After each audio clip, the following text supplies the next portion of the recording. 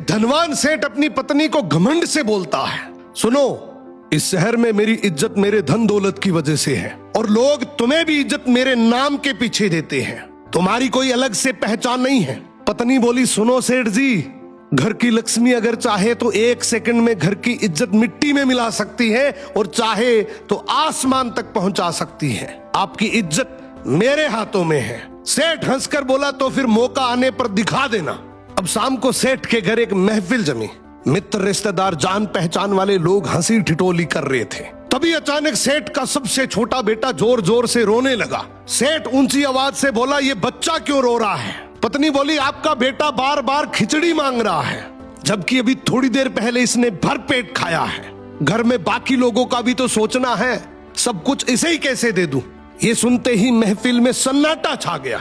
लोग आपस में बात करने लगे कि इतना बड़ा सेठ और घर में खिचड़ी का झगड़ा।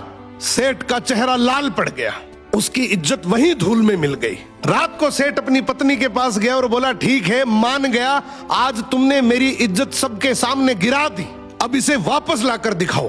पत्नी बोली, मेरे लिए तो ये चुटकियों का खेल है, बस एक काम करना, उन सबको कल फिर से बुलाओ। अगले दिन फिर से महफिल जमी। हंसी मजाक चल ही रही थी कि बच्चा फिर से रो पड़ा। सेठ बोला, अब क्या हुआ? पत्नी बोली, फिर वही खिचड़ी की जिद।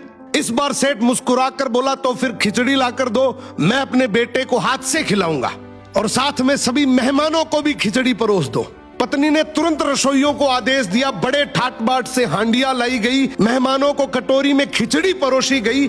लेकिन वो साधारण खिचड़ी नहीं थी, उसमें केसर की खुशबू, बादाम, काजू, पिस्ता, किशमिश और घी की महक। ये खिचड़ी नहीं बल्कि एक शाही व्यंजन था। सभी मेहमान एक दूसरे को देखकर सोचने लगे, इनके घर की खिचड़ी ऐसी है तो इनके भोजनों का स्तर कैसा होगा। सेठ के घर की रहीसी की चर्चा पूरे शहर में फैल गई। सेठ अपनी पत्नी के सामने हाथ जोड़कर बोला, मान गया, घर की औरत चाहे तो इज्जत बना भी सकती है और बिगाड़ भी। सो घर की इज्जत पति और पत्नी मिलकर बनाते हैं।